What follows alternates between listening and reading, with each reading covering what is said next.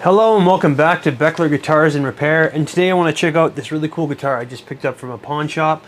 This is a 2003 Gretsch solid body Synchromatic Sparkle Jet model G1616 in a silver sparkle finish. I got a great deal on this guitar. Let's check it out.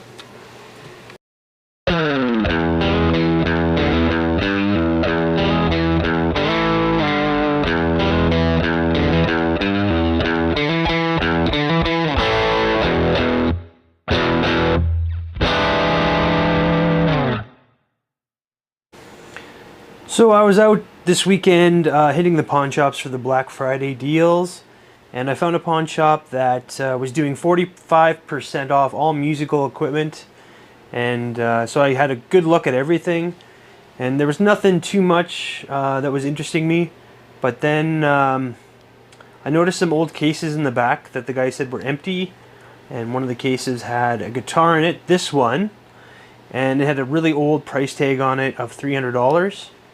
So I ended up paying 45% off of $300. So I ended up paying $165 Canadian plus tax for this guitar. And it's in really great shape. First impressions. It's got a couple little areas where there was some stickers on it that I had to remove, and it looks like there's some residue that needs to be cleaned up. It did come with a gig bag, just a cheap one. But there's no glaring issues at all. It seems to be in pretty nice shape. It's pretty dirty. It definitely needs a setup. It needs a cleaning. But let's go through it, check out the specs, and give it a good clean and a setup, and then we'll see how it sounds. Alright, so let's go ahead and plug this thing in and see if it works, because I didn't even get a chance to plug it into the pawn shop. They didn't have an amp set up. I wanted to get out of there quickly before they realized that they might have been giving me a little bit too good of a deal on this guitar. So I kind of just grabbed it and ran. So let's go ahead and plug it in and just see what we're dealing with in terms of it working. Alright, so that's a good sign. It is making noise. So it looks like this is your master volume. And you've got your pickup switch with so okay, this looks like this is the bridge volume here, so this must be the neck volume. So neck volume, and this must be a master tone.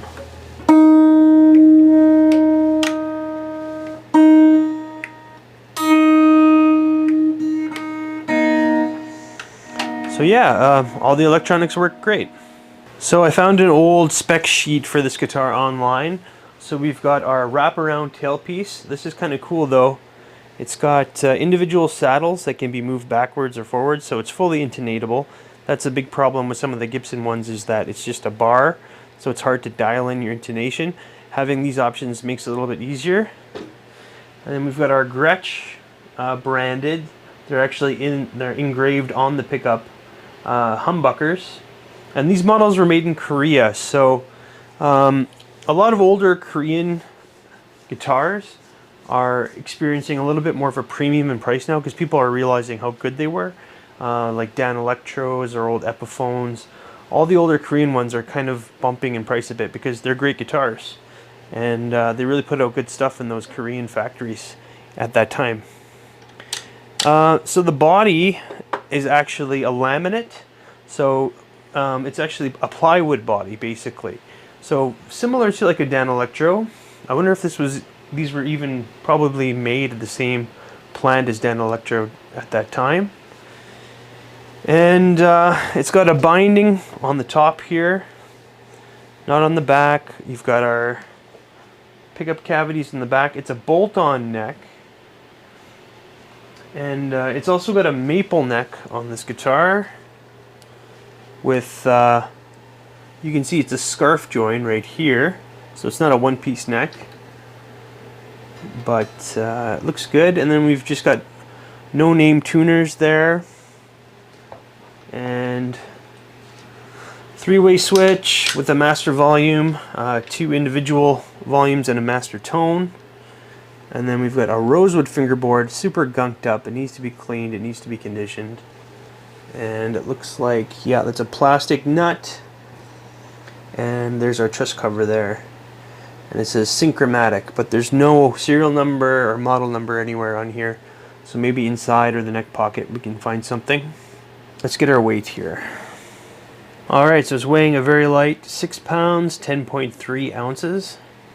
And our pickups are reading a 7.94 in the bridge and a 7.33 in the neck, and in the middle a 3.84. So just by judging by those readings, this is probably like a more vintage sounding PAF humbucker style. So hopefully they sound good. Our width of the nut is 1.7 inches or 43.2 millimeters. And our 12th fret width is 2.04 inches or 51.85 millimeters. Neck depth at the first fret is a 0.82 inches or 21.04 millimeters, and at the 12th fret it's 21.81 millimeters or 0.85 inches. Here's a look at our neck profile. So yeah, it's a pretty standard C. It does flatten out a little bit by the 12th, and yeah, it feels a little pretty standard, maybe a little chunkier than like a 60 slim taper if it was a Gibson. A little bit chunkier than that, but feels good. Here's a better look at our tailpiece. So yeah, you can not only can you adjust the intonation with the saddles by moving those back and forth, but you've got these big set screws on the end here, so you can move the whole bridge back and forth. So you really should be able to dial your intonation pretty accurately with this. And it's unbranded, and it's not too heavy. Here's a look at our pickups. They're unbranded on the back. This one just says F for front, I'm assuming. And this one says R for rear, I'm assuming. And again, the fronts have that kind of Filtertron look, but they are humbuckers, and they are engraved with Gretsch. And they have metal pickup rings as well. And have a look at our routes here. So yeah, this looks very similar to a Dan Electro. If you open up a Dan Electro, they have kind of like a masonite top. That's what's on Danos, and it looks similar to this, although this might just be plywood. And then you can see the plywood center block here, and then on the sides here you can even see that those are plywood as well. So it's fully hollow body, or semi-hollow body, with the plywood center block and plywood sides, and I'm not sure what the top is. It just says laminated on the spec sheet. Alright, here's a look at our cavity. You can see they're using mini pots here, and there's our capacitor here, that little red one. And it looks pretty consistent with like Korean made guitars. They have the same components. There's a look at our master volume and our three-way switch. You can also see here that the top appears to be made out of that fiberboard material, similar to masonite. It may even be masonite. It wouldn't surprise me if these are made in the same factory as the Dan Electros, and if they were very similar in terms of construction. And then yeah, you can see just our cavities here. So this guitar is fully hollow except for the center block. But yeah, but the routes look very clean, and our pickup cavity is fully shielded, as well as our cavity plate. Alright, I pulled the neck off so we could have a look at the cavity. So here it is. There's no markings at all in there whatsoever. So you can just see the laminated center block there and the laminated sides here. And yeah, no factory numbers, no anything. And then our neck is the same thing, nothing on there marking it at all, just empty. So yeah, this model has no serial number, And I checked online, and that's just kind of how these are. Yeah, so the neck pocket though is nice and tight, fits in there nice and snug, and not a lot of room for movement, so that's good. A little hard to see with this finish, but it looks like someone had put a pick guard here at some point, so it's just full of really sticky residue. Some more residue back here. It looks like there was a sticker here. You can't really see it, but you can definitely feel it. And here's a look at the fingerboard. It's just super gunked up, full of stuff.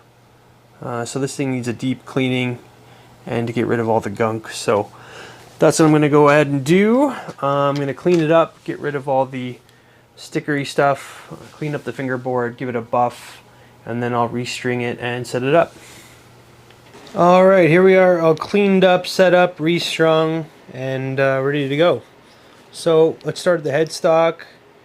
This guitar is in really nice condition. I wasn't able to find any like major scratches or dings anywhere. It's quite nice shape considering the age, which is like a 2003. And yeah, let's have a look at our truss cavity here. There's our Gretsch truss cover. And there's a look at our truss rod. I did try the truss rod and it works nicely. It turns freely and it's very responsive. And then here's a look at our nice rosewood fingerboard. Nice and dark. Our frets are in really nice shape. There's a couple very small play marks in a few spots, but not enough to warrant a fret level or a file or anything else like that.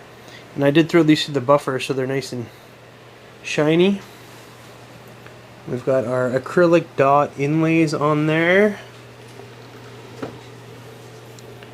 And yeah, the body's in really nice shape. I got all that gunk off. I used some Goo Gone, and that's safe for poly finishes. So there's no other residue on here. And yeah, no major dings, scratches, or anything. It's kind of hard to see any surface level scratches on a flake finish. You really have to kind of hold it up into the light, and even so, it's a little bit difficult. But this one's in really nice shape. And I'm just going to have a look at the back here.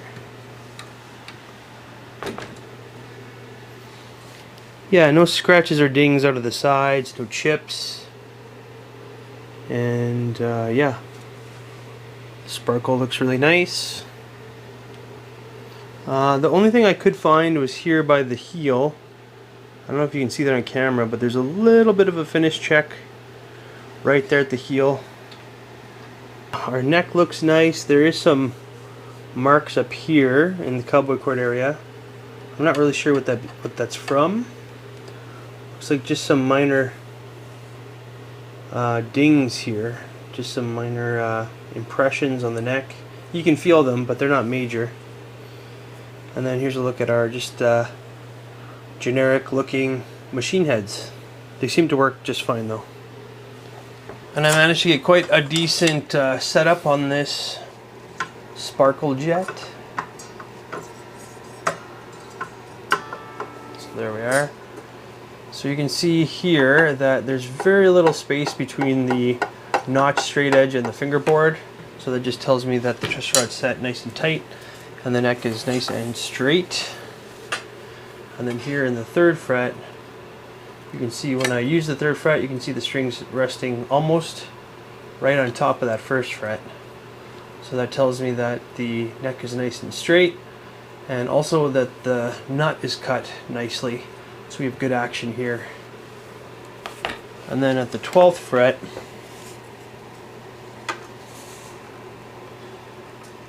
our action at the low E is about a 1.5 millimeters, and at the high E it's a 1 millimeter. So nice and low. That's typically where I like to set my guitars. And just going to check for any buzzing. I'm just going to go up and down the neck here, see if there's any fretting out or major buzzing anywhere. I like to speed up this part, but if you want to hear it in real time, just slow down the player to 25%.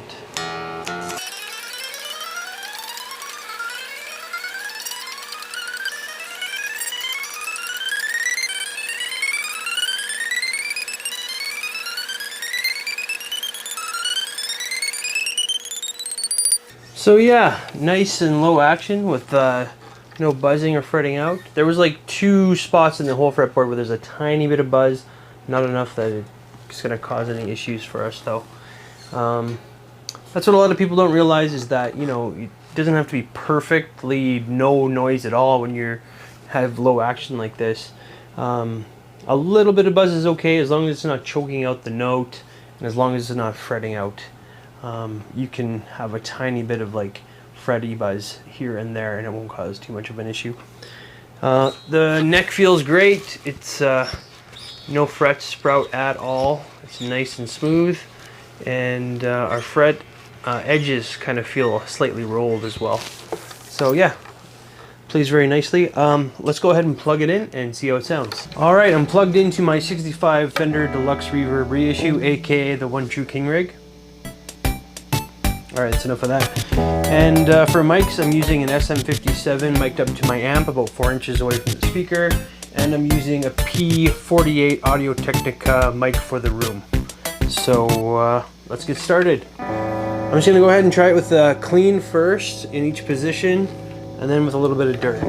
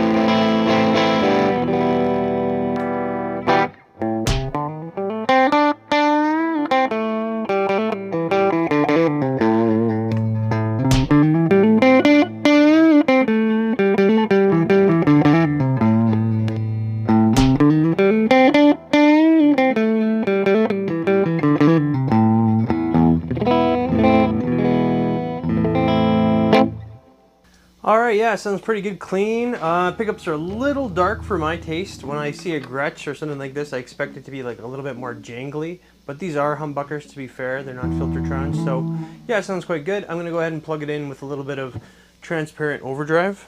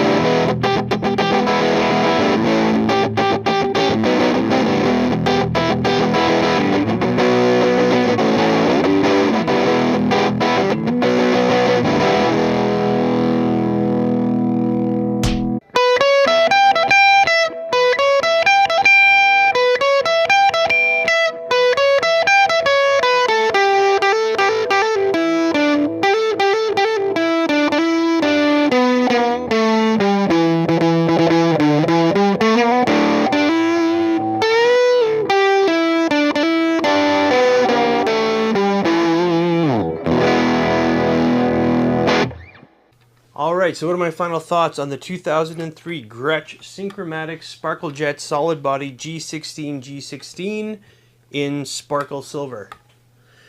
It's a super cool guitar. It looks really great. I really love this finish. It just stands out on stage. Any sort of light hits it and it just sparkles like crazy. And it's got that really wide flake in there. It really reminds me of a Dan Electro.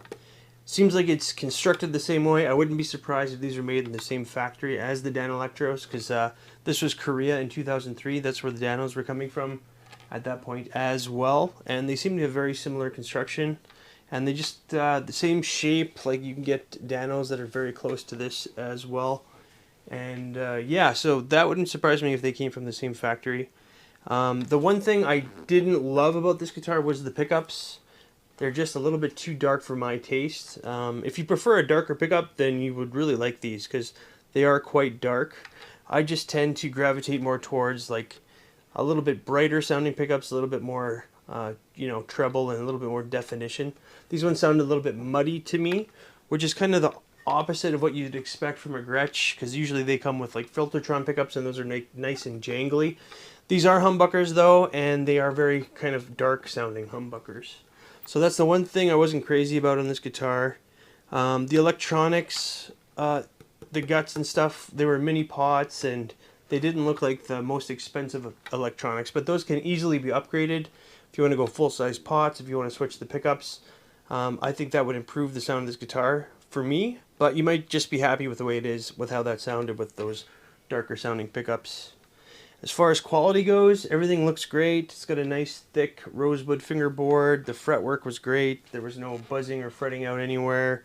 There's no finish flaws. The neck felt really good. I really like the profile of the neck. It's just a pretty standard C, but it flattens out a little bit here by the 12th, so it's a little easier to bend. And the tuners stayed in tune very well. I was able to intonate the bridge really nicely with this stop bar tailpiece, the adjustable screws as well as the saddles. So I was able to get this intonated very nicely. And yeah, it really did play great, and I really like the way it looks. I wasn't crazy about the pickups, but again, those are easy to upgrade. Yeah, and I'm still pretty blown away by the deal I got on this guitar. It seems like I've been to pawn shops, and you know, deals are still available at pawn shops, and you can haggle a little bit too. It's like one of the only places you can still go and haggle a little bit on prices, which is fun to do. And yeah, sometimes you can get really lucky. I think I've had 3 or 4 guitars in this channel where I got a screaming deal on, and they've all been pretty good guitars, especially if you know a thing or two about fixing them up, because if they need a little bit of work, then you can put in your own time and labor to bring them up to par without having to worry about spending more money on the guitar. But that's going to be it for today. Thank you for tuning in to Beckler Guitars and Repair, and I'll have more for you really soon. Thanks a lot.